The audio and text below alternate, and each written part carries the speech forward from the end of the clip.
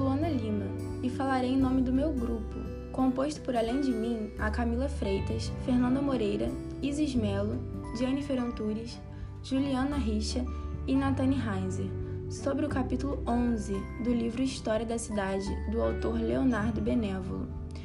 Nós somos alunas de Arquitetura e Urbanismo do Centro Universitário Unila Salle, no Rio de Janeiro, e o podcast foi desenvolvido para a disciplina de Teoria e História do Urbanismo com o professor Diego Ramos e com o auxílio de todos os componentes do grupo, de forma que cada um pudesse ler e resumir uma parte do capítulo e, posteriormente, ajudar em todas as etapas de elaboração do podcast.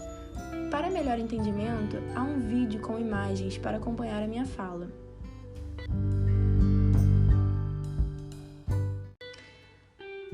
No capítulo 11, são citadas as capitais da Europa barroca.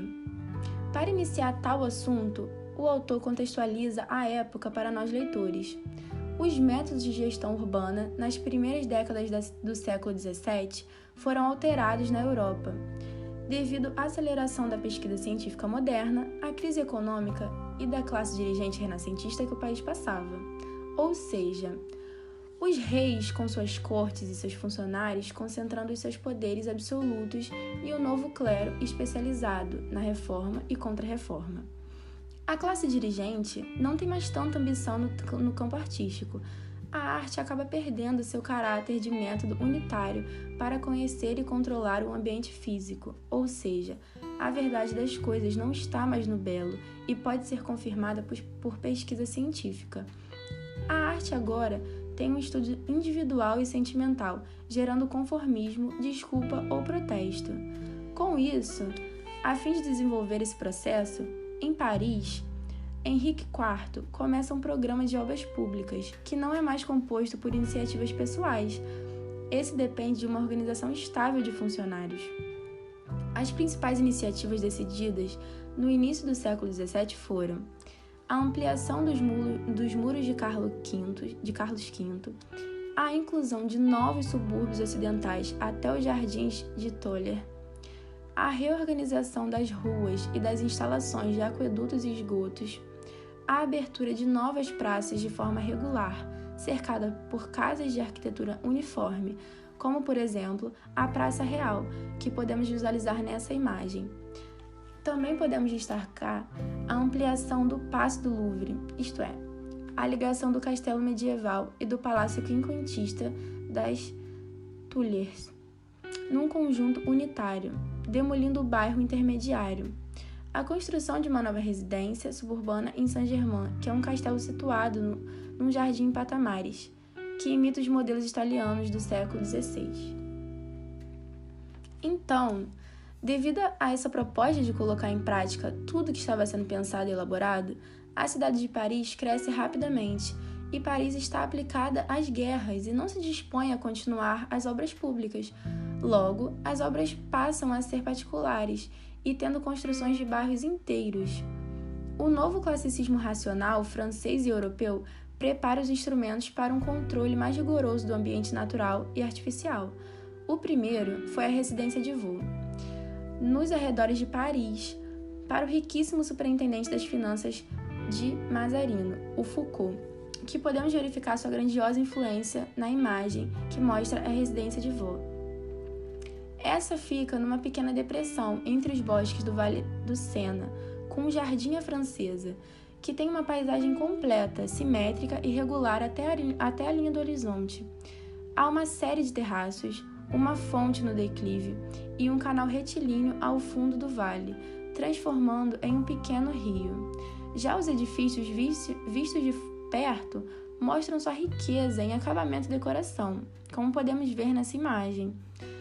E quando Luís XIV se insere na organização política, ele desenvolve um novo arranjo do Louvre na fachada leste. Também forma uma nova periferia, misturada com o campo. As árvores estão no lugar de edificações, formando bulevares, contribuindo para o desenvolvimento arquitetônico e artístico da época. O território ao redor da cidade, com vazios e sem obstáculos, pode ser efetivamente transformado, segundo os novos princípios de simetria e regularidade. Os reis e outros grandes personagens que moram no campo e Luís XIV, abandona o Louvre e vai para Versalhes, que é uma pequena capital artificial. O organismo de Versalhes era tão grande quanto o de Paris, mas não é uma cidade, é um parque, onde situam-se os edifícios da corte. O edifício possui mais de 500 metros de comprimento, que separa o parque do espaço da cidade.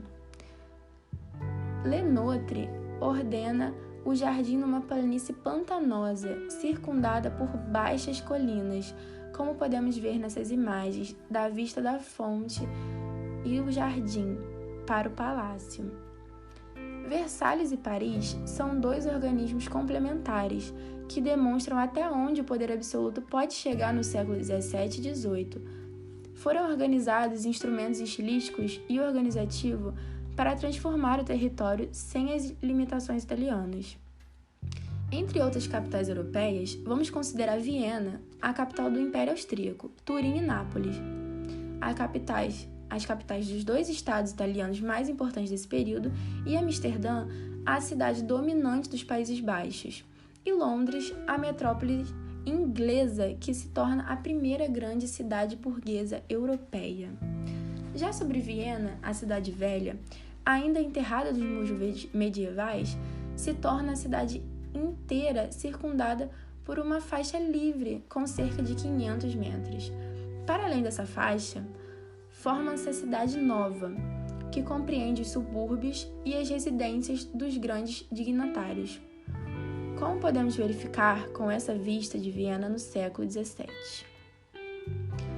No início do século XVIII, constrói-se um grande cinturão de muros externos, vinculados ao seu redor, uma outra faixa de 200 metros. Em Turim, ainda conserva o organismo em tabuleiro do século XVII, ao qual foi acrescentada uma cidade pentagonal. A cidade é ampliada 3 vezes em hectares e em quantidade de habitantes, mas permanece uma fortaleza exposta aos movimentos dos exércitos franceses, espanhóis e austríacos, e deve ser sempre defendida por um sólido anel de muros. Em sua segunda ampliação, o castelo medieval é isolado ao centro de uma grande praça, formando uma zona de comando. Os novos bairros seguem a mesma orientação da cidade romana, com as ruas em tabuleiros distanciadas de modo diverso ou movimentadas por uma série de praças. Nas ruas e nas praças mais importantes, as fachadas das casas são todas iguais, como nas praças reais francesas. E como podemos ver, a cidade de hoje, com sua grande concentração populacional, inspirada inicialmente pelos tabuleiros romanos, que manteve suas fachadas repetidas antigas. Já a cidade de Londres é organizada a partir da repetição do formato compreendido por ruas e praças que se cercam por casas iguais. A consequência disso é um crescimento da periferia por todos os lados, até misturar-se com as áreas de campo, sem limites definidos. Como podemos ver nessa imagem, com o desenvolvimento, se concentrou no centro e foi se espalhando por vez, gerando a periferia. Logo, é a primeira grande cidade burguesa em que a cidade se configura a partir de pequenas intervenções individuais, no lugar de intervenções grandiosas do governo ou da nobreza. A nobreza se instala em casas comuns, conciliadas com a forma da cidade, e reserva os campos para construir seus palacetes e parques. Na Idade Média e Renascença, Londres se recompõe em 2 partes: a City, que é um centro comercial mais importante da Inglaterra, na foz do Tâmisa e Westminster, onde tem sede o governo e o parlamento, nas proximidades da Abádia. Podemos ver, na imagem, o centro antigo de Londres, onde tudo acontecia. E como símbolo da cidade, a Ponte de Londres, coberta por 2 fileiras de casas, transpõe o rio e leva aos subúrbios. Já a partir do século XVII, Londres cresce como uma cidade aberta, sem ameaças militares, e em 1666, após um incêndio, toda a periferia ocidental fica destruída, ocasionando a reconstrução da capital inglesa. A monarquia não tinha autoridade, nem meios necessários para tal reconstrução. Quando retiraram os entulhos, os proprietários reclamam de seus terrenos. O governo consegue somente consertar ruas principais e fixar um regulamento para a altura de novas casas. A Catedral de São Paulo e as numerosas igrejas paroquiais são construídas de forma moderna. No entanto, depois da Revolução de 1689, Londres substitui Amsterdã como centro do comércio e de finança mundial e cresce até se tornar a maior cidade europeia. No final do século XVIII, é a primeira cidade ocidental que chega a 1 milhão de habitantes. Londres é um mosaico de pequenas iniciativas, loteamentos promovidos por proprietários de terrenos, nobres e burgueses. Sobre Nápoles, ela se torna a cidade italiana mais populosa do século XVII. O centro medieval conserva o traçado em tabuleiro greco-romano e os novos bairros são dominados pelas ruas retilíneas do século XVI, como a Vila Toledo, que pode ser observada nessa imagem. Através do mapa do centro de Nápoles, o grande edifício no alto é o Albergue dos Pobres.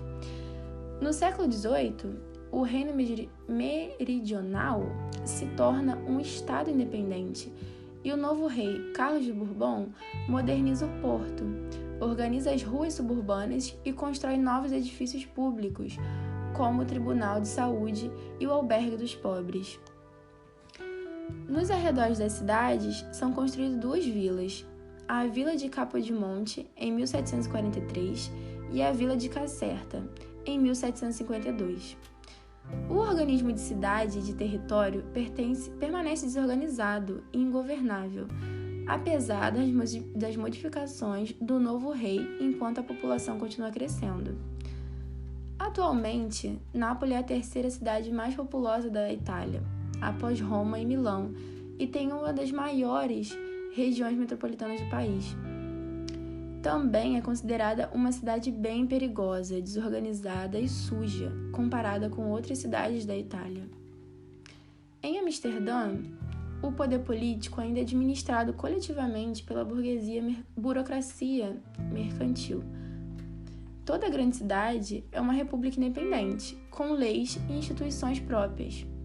Por conta desse poder político, as cidades holandesas se defendem validamente das grandes potências, tornam-se riquíssimas e desenvolvem uma cultura original, burguesa e antimonumental.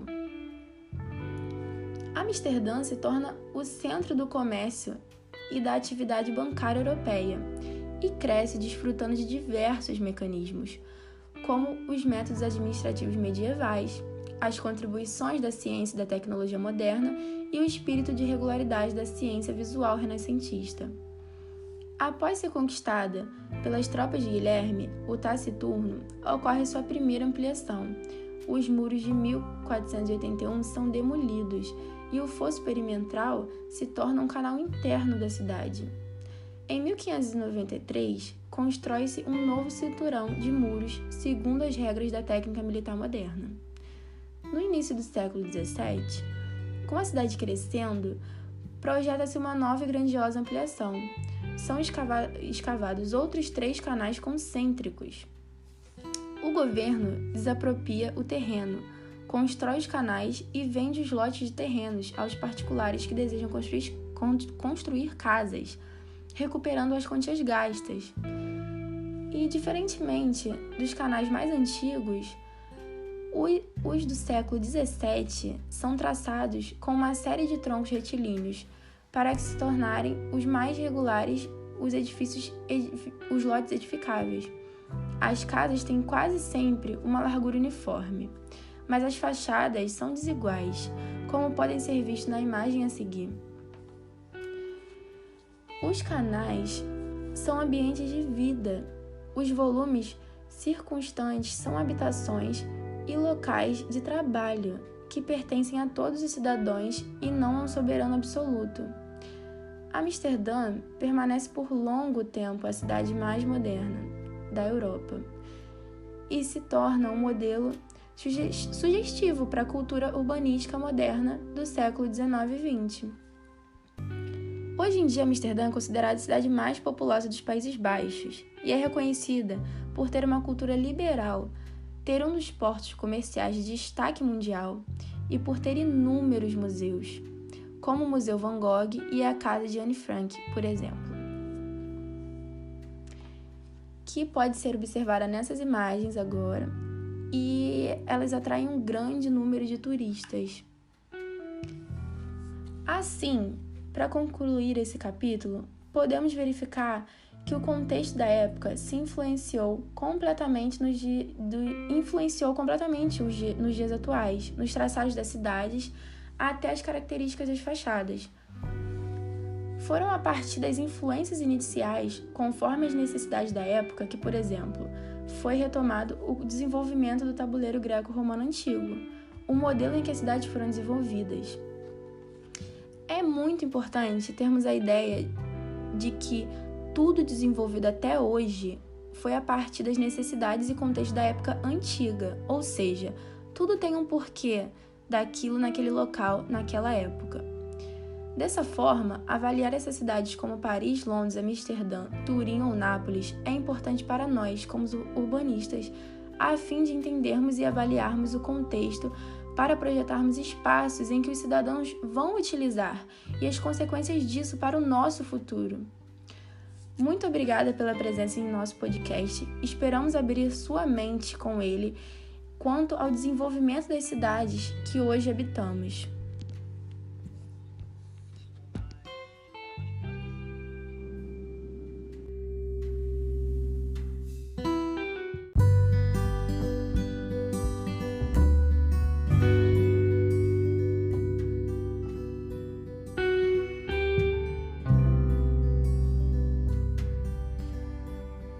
Olá, meu nome é Luana Lima e falarei em nome do meu grupo, composto por, além de mim, a Camila Freitas, Fernanda Moreira, Isis Melo, Jennifer